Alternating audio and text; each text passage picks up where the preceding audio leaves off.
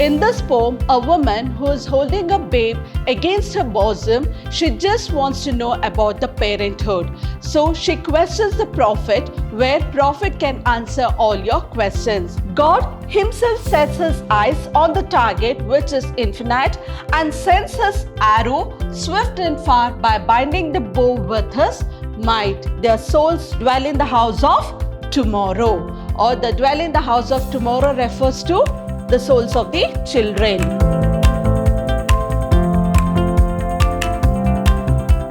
Hello everyone, I'm Babita Tamaya, lecturer, Department of English, Vidhyaashram Pre-University College, the Temple of Excellence, Mysuru. In my previous revision class, I had revised the chapter Too Dear. In my today's revision class, I'll be revising the poem On Children by Khalil Gibran. Before moving on to the summary, let's see the agenda for the day. In my today's discussion, I'll be discussing the synopsis, the weightage of the poem, 1 marker and the 6 marks questions. So let's begin the session with the poem On Children. Khalil Gibran is an American poet who brings one high philosophy of life in his simple and beautiful poetic essays. His On Children is a critique of the usual expectation of parents about their children. In this poem, a woman who is holding a babe against her bosom, she just wants to know about the parenthood. So she questions the prophet, where prophet can answer all your questions. So prophet begins with sermon saying that with the opening lines, he says that your children are not your children. He beautifully brings up the concepts of life's creation and its aspiration. So the poet says here, biologically you have given birth to them, but they doesn't belong to you. Biologically means children do not belong to them. They live with the parents, but yet they don't belong to the parents. Because parents can give their love. Only they can give their love, but not their thoughts and ideas. Because each and every child is born with own creativity. So let them go on with their own ideas and thoughts. Don't impose your ideas and thoughts on the children. For example, when the baby is born or when the child is born, the parents themselves decide what the child wants to be in the future. They themselves decide saying that I want my daughter or son to be an engineer or a doctor, but they don't even think what the child wants to be in their future. They themselves decide everything. Some children may be good in academics, some may be good in art, sports. Each and everyone are born with their own creativity. So the poet says not to impose the parents' ideas and thoughts on children because they have their own ideas and thoughts. The poet also says that the parents can protect them by giving shelter, but they can't even reach their dreams also. So whatever the expectation the child has, whatever the aspiration the child wants to be in their life, let them go on in their way. But the parents should only support and guide them in each and every step they take. And the poet also says that because your life, that is their children's life, doesn't go backward.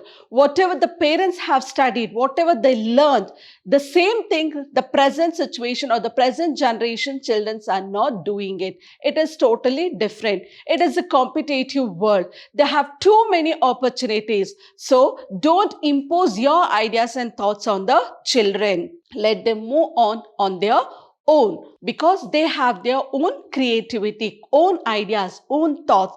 Just support them in each and every step. And here the poet also compares parents to bow and children to arrow and the archer to God.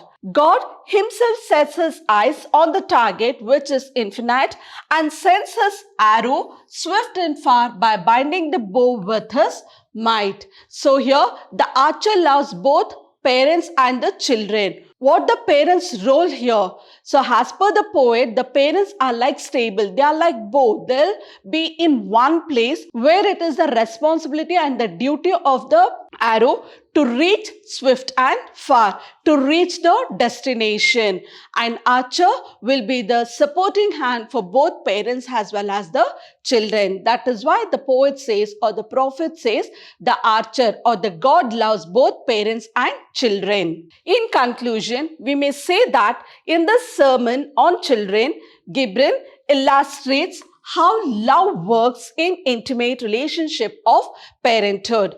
At last, the woman who questioned the prophet about the parenthood, she will get an answer by the prophet saying that not to impose your ideas and thoughts, the parents can only give their love, because each and every child is born with creativity. So now let's see the weightage of this poem. From this poem, you can expect 1 mark question 1 and the 6 marks question. So put together, the weightage of this poem is for 7 marks. Now let's see the 1 mark question answers from this poem.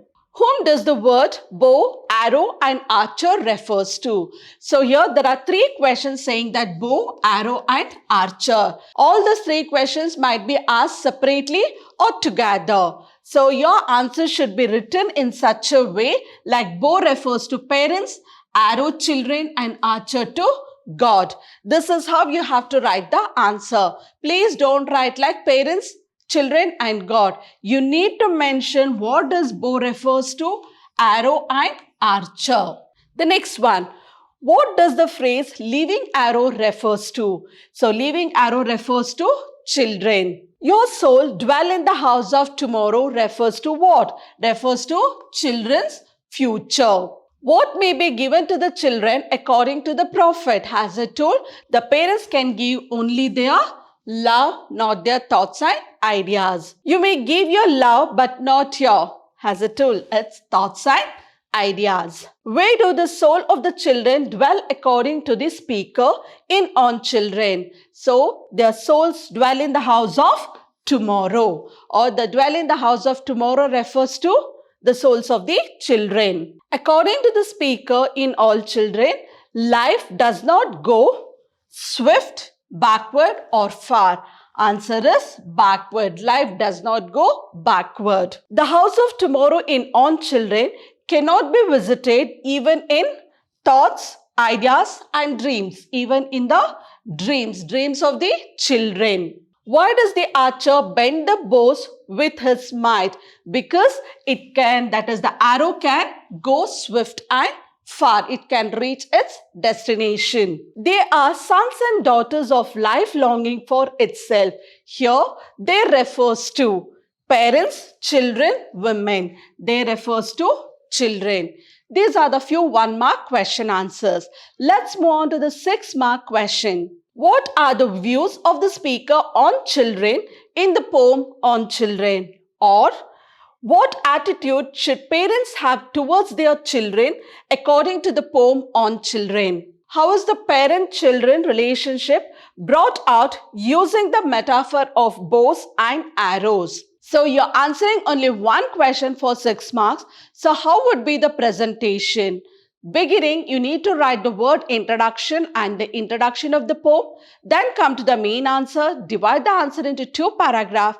At last, write the conclusion and then critical analysis. Critical analysis, it means to say that your opinion based on the poem. So now let's see the answer for this question.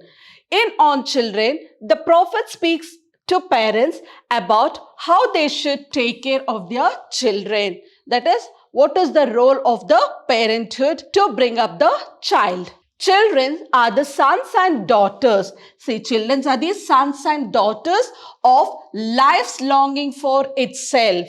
They come through parents but not from parents. It means to say that biologically you have given birth but they do not belong to you. They live with parents and they don't belong to them, because parents can give their love, not their thoughts, because children have their thoughts and ideas. They may house their bodies but not their souls. As I told, they can protect you by giving shelter, but they cannot protect your inner soul. The souls of the children dwell in the house of tomorrow. Children belong to future. Life does not go traries or backward with yesterday. The archer uses the bow only to send the arrows to their target. So what is the work of the archer here? The archer sends the bow. He uses bow so that the arrow can reach its target. That is, the child can reach its destination. As an archer, he bends the bows too much so that arrow goes swift and far. So what is the archer doing here? He bends the arrow. You have seen how the arrow it is arc in shape. He just bends the arrow so that the arrow will go and reach, that is too very fast, and reach the destination or achieve the success in their life. He loves both. He in the sense, that is archer.